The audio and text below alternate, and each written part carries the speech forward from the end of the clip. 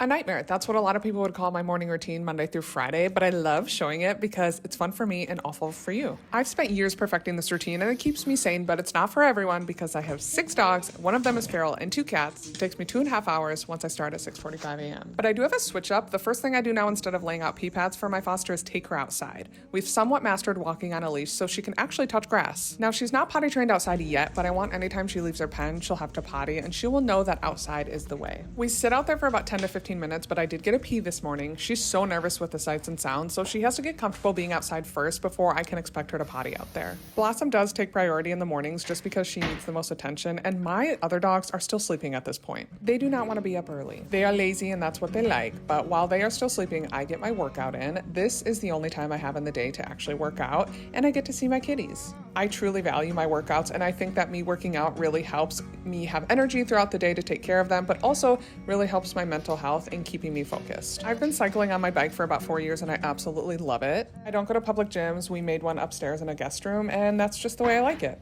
In the middle of my workout, I start letting my dogs out. So Bear and Pup go out first in the backyard. Then I finish with some Pilates. I just started taking some Pilates classes this week, and so far I love it. I get my cats fed and I get their area cleaned up. Even after all this, my Pyrenees still want to be sleeping, as you can see. Blossom only peed this morning, so I knew she still had to number 2. I did put pee pads down so she could do that, and I cleaned that up. And then I saw she's been scratching at the door, so that's great.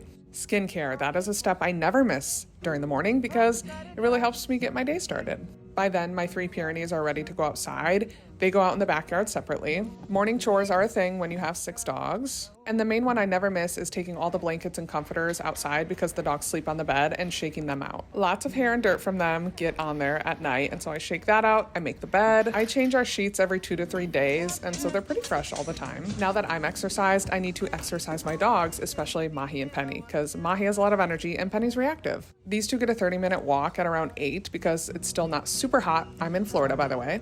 But even in the mornings here in the summer, it's still pretty hot and we are winded by the time it's over.